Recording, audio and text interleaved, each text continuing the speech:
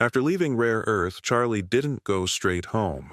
He wanted to give his wife the ultimate surprise for their wedding anniversary. This surprise wasn't just about the diamond necklace. He also wanted to give his wife the romantic wedding they never had. At the request of Grandpa Wilson, Charlie and Claire had rushed to get their marriage license, but they never got around to having an actual wedding. The old man himself had wanted to pick the perfect day for them to have a big ceremony, but right after they got the license, he fell seriously ill and was admitted to the hospital. The wedding had to be postponed. After he passed away, and with no one in the Wilson family respecting Charlie, a wedding became completely out of the question. But now that he had money, he was determined to give his wife the wedding she deserved. When he thought about where to hold the wedding, the first place that came to mind was the Sky Garden at the Aurelius Grand. The Aurelius Grand was currently the best hotel in Orris Hill. The hotel was massive. The decor was incredibly luxurious, and it even had a huge high-end shopping mall inside. The Sky Garden was on the top floor of the mall. It was called the Sky Garden because it was built entirely out of crystal glass. Paired with exotic fresh flowers flown in from all over the world, it looked like a rooftop garden suspended in mid-air. It was also the most magnificent and luxurious banquet hall in all of Orris Hill. Holding a wedding here would cost at least a few $1,000,000. Charlie was rich now, so a few million was nothing to him. As long as he could make his wife happy, that was more important than anything. So he went to the Aurelius Grand, intending to reserve the Sky Garden for their anniversary. However, Charlie didn't know that the Aurelius Grand operated on a membership system. Whether you were dining, staying, or holding an event there, you had to be a member. And different membership tiers offered different levels of service. Ordinary members could only eat in the main restaurant and stay in standard rooms. Silver members could eat in private dining rooms and stay in high-end luxury rooms. Gold members got the deluxe private dining rooms and could stay in luxury suites. Platinum members were allowed to dine at the Sky Garden and stay in the top-tier luxury suites. And at the very top were the Diamond members. Only Diamond members were allowed to stay in the presidential suite, and only they could book the entire Sky Garden for a private banquet. Plus, for memberships above the gold level, you can't just buy your way in. You have to have some serious social standing. Charlie walked up to the Aurelius Grand, but before he could even get through the door, a couple of security guards in black suits stopped him. "Sorry, sir. Can I see your membership card?" Charlie's entire outfit probably wasn't worth $200, which made him stick out like a sore thumb next to the other guests in their fancy, expensive clothes. Charlie said quickly, "I'm here to see your events manager. I need to talk about booking a reservation." The guard replied coldly, "Sorry, you can't enter without a membership card." Charlie asked, "Well, can I apply for a membership card right now?" The guard shook his head. "Sorry, membership is by referral only." Charlie frowned. This place was a real pain. Just when he was about to give up, he suddenly remembered something. Back when Mr. Wilson had arranged for him to attend Orris Hill University, there was a classmate of his named Sabrina Morgan. He was pretty sure she worked here. So he pulled out his phone and called Sabrina. He quickly explained that he needed help getting a membership, and Sabrina immediately said, "Wade, say no more, I'm on it, I'll be right there." Charlie quickly thanked her. It looked like that one year as classmates meant something after all. He'd have to make sure to repay the favor someday. "Oh, Wade." A few minutes later, a woman's voice called out from the hotel entrance. He looked up and saw a woman in stylish office attire and heavy makeup walking toward him with a confident sway. Sabrina? The change was unbelievable. He almost didn't recognize her. Seeing the glamorous woman, the two security guards at the door straightened up and greeted her respectfully. "Manager Sabrina." Charlie said, surprised, "Sabrina, I haven't seen you in years. You're a manager at the Aurelius Grand now. That's incredible." Sabrina smiled and said, "You're too kind. I'm just a manager in the Human Resources Department, really. I'm basically just middle management here at the Aurelius Grand." Charlie exclaimed sincerely, "That's still a huge deal. I hear it's super tough to move up here. You're killing it." Sabrina beamed, clearly pleased with herself. Then she turned to the two security guards beside her and asked coldly, "Did you two really just block my old classmate at the door and refuse to let him in?" The two men looked at each other, and one of them quickly said, "I'm sorry, Manager Sabrina. We didn't know he was your classmate, and he doesn't have a membership card. We were just following the hotel's rules." Sabrina snorted. "Rules are just guidelines. You have to use your head. Don't you get that?" Charlie, thinking Sabrina was about to punish them, quickly stepped in. "Sabrina, don't give them a hard time. They were just doing their jobs." Looking at Charlie, Sabrina suddenly burst out laughing. Her face twisted into a sneer as she said, "Wade, you really think you're that important? You actually thought I was going to get my own people in trouble for you?" Charlie frowned. "Sabrina, what are you talking about? What am I talking about?" Sabrina's lips curled into a cruel smile. "Isn't it obvious? Someone like you, trying to get into the Aurelius Grand?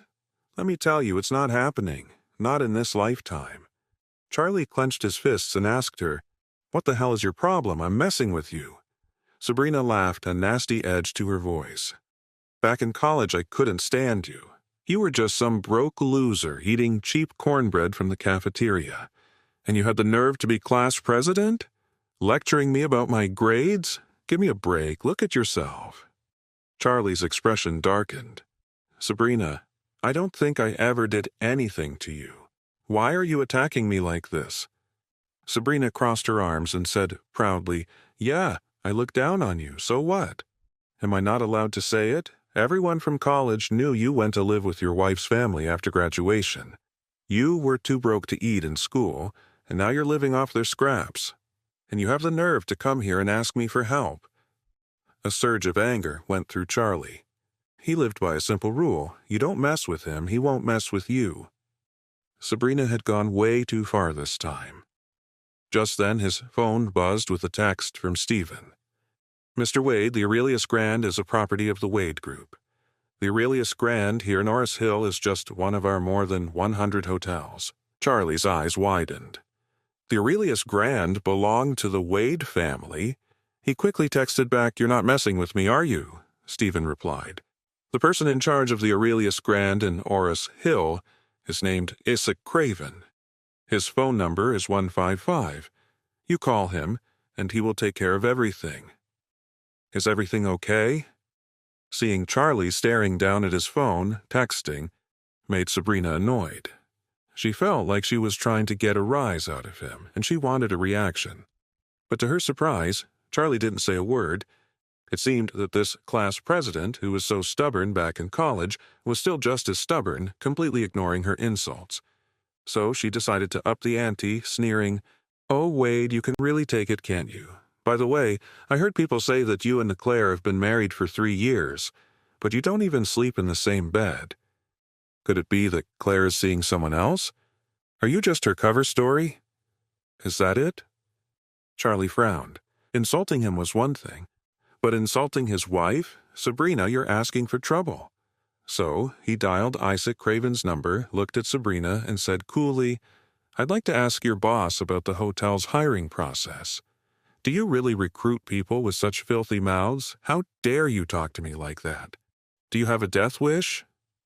Sabrina completely lost it and shouted at the security guard beside her, "He's insulting me. Beat him up."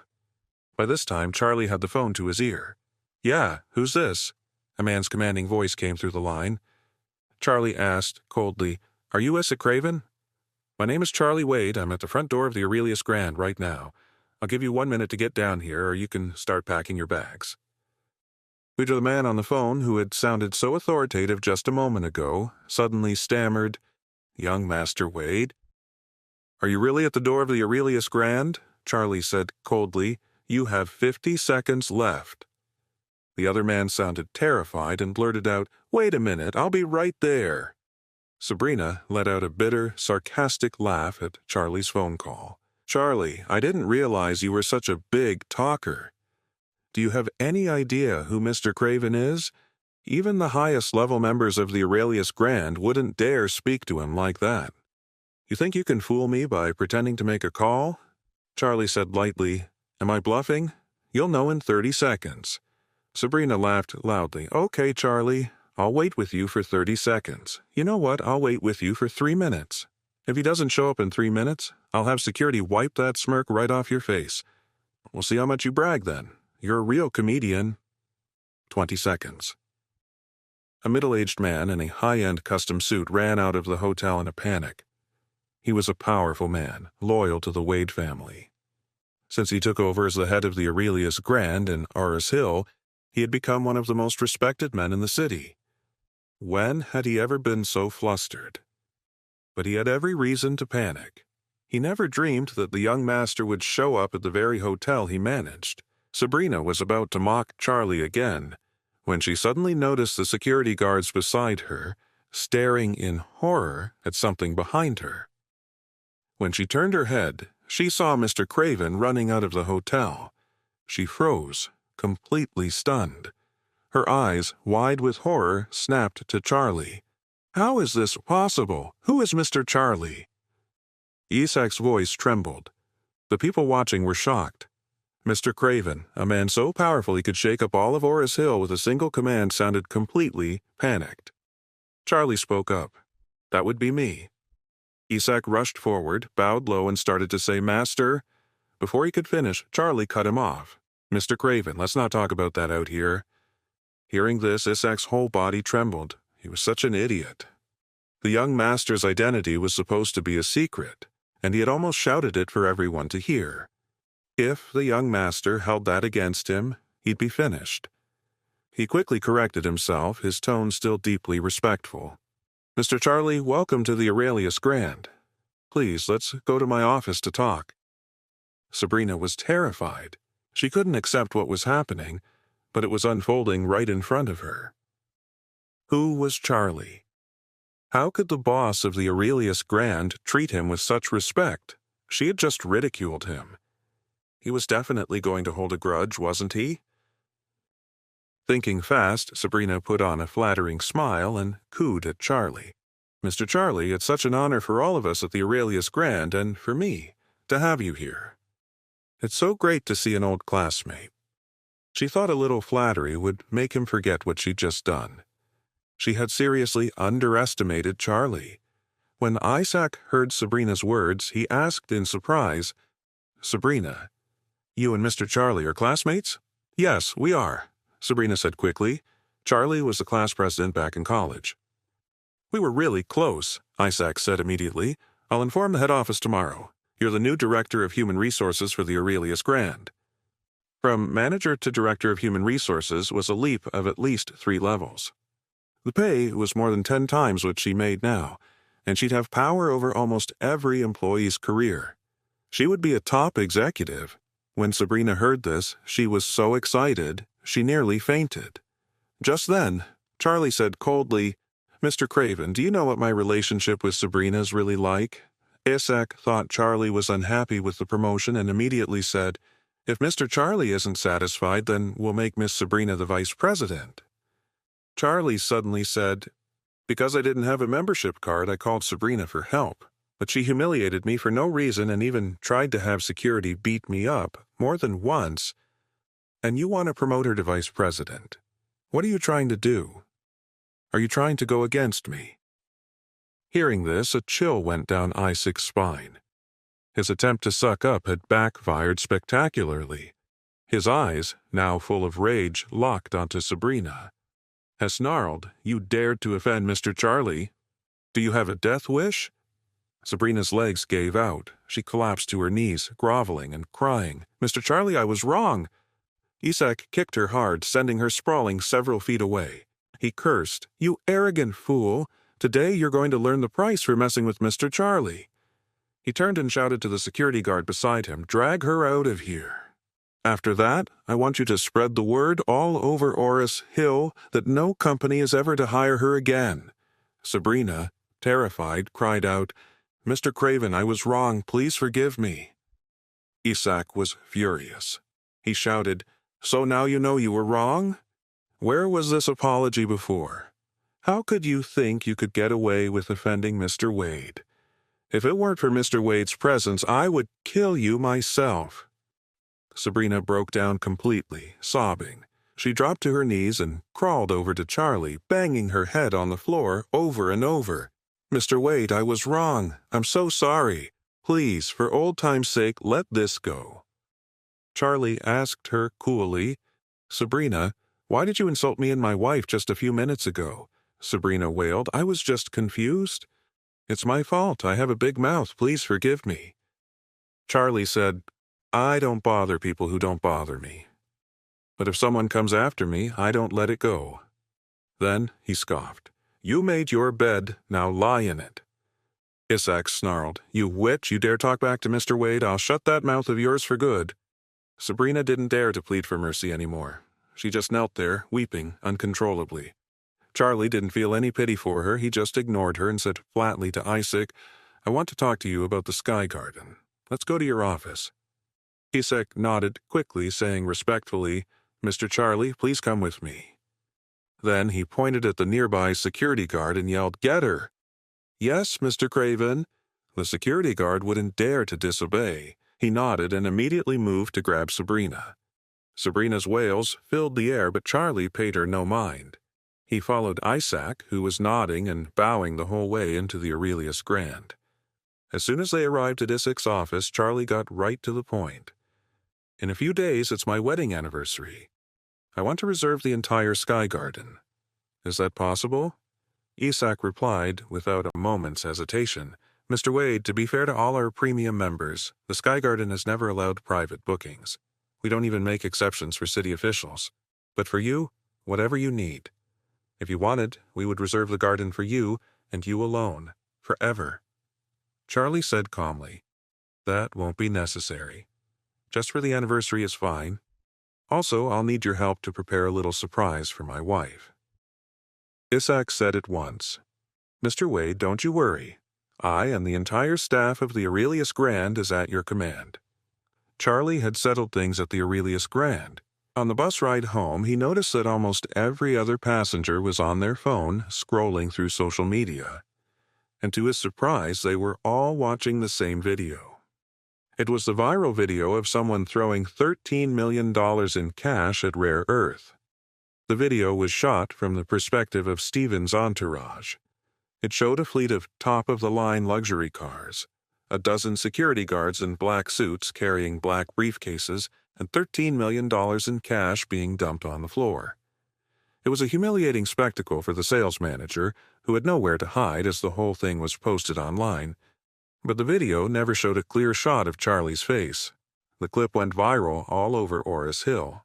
Everyone was wondering who this mysterious hero was.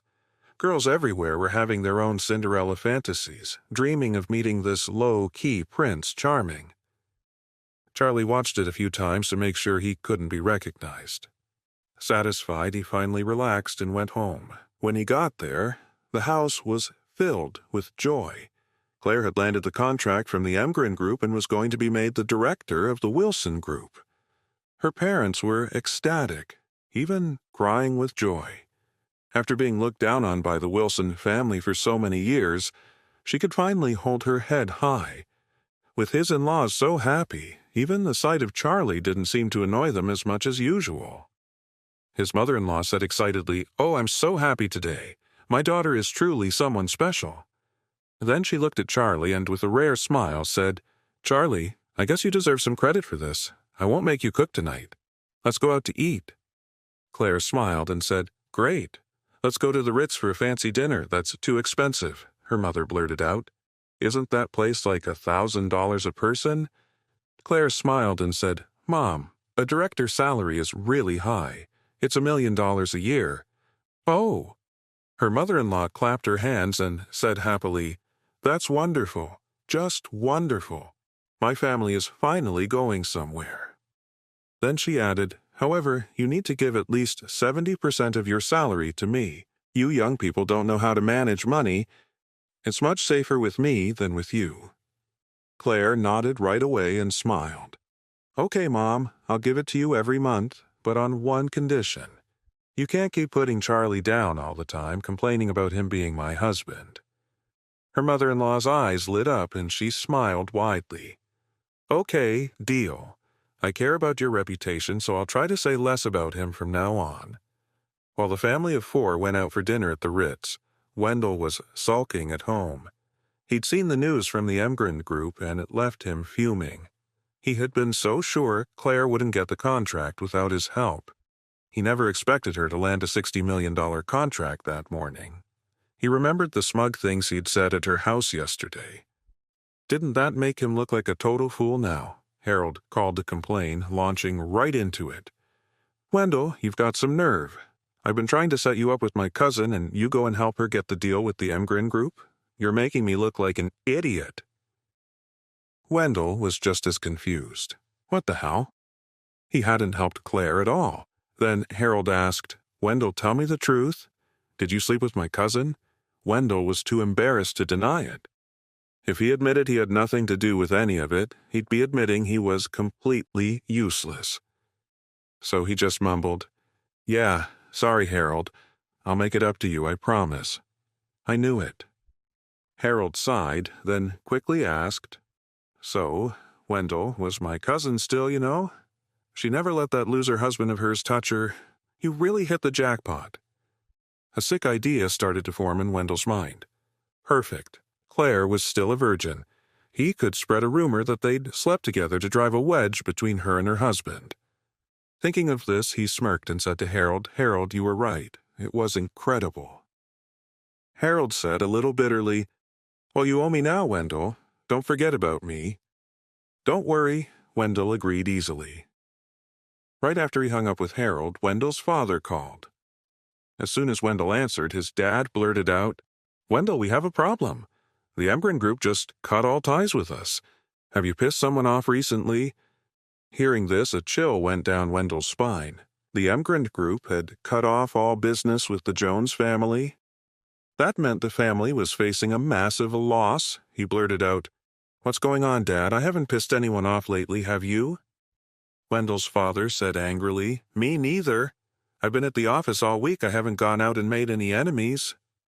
Wendell said nervously, Oh, Dad, you don't think the new chairman of the Emgren group is shaking things up, do you? That's probably it, Wendell's father realized. With the new chairman taking over, I haven't even had a chance to introduce myself.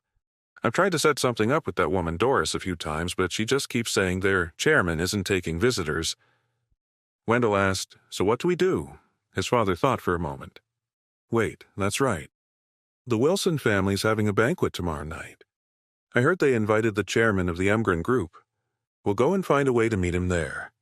Okay, Wendell said immediately. We'll go together tomorrow. The next day was the Wilson family's big night, and the entire family was buzzing with excitement. The news had been brewing all night. The Wilson family had not only landed the Emgren group contract, but had also invited the chairman to their banquet. The story had spread all over Oros Hill. For the banquet, Charlie put on the best suit he owned and headed to the hotel. Just as he got out of his car at the hotel entrance, a luxury car screeched to a halt right in front of him. A moment later, Wendell stepped out, dressed in a designer suit, his hair perfectly styled. A valet immediately rushed over to greet Wendell. Wendell clearly saw Charlie, too. A look of contempt crossed his face as he looked Charlie up and down and smirked. Where'd you get the knockoff suit? You look ridiculous in it. Charlie asked calmly, What's it to you? The corner of Wendell's mouth curled into a sarcastic smirk. You're right, you have nothing to do with me.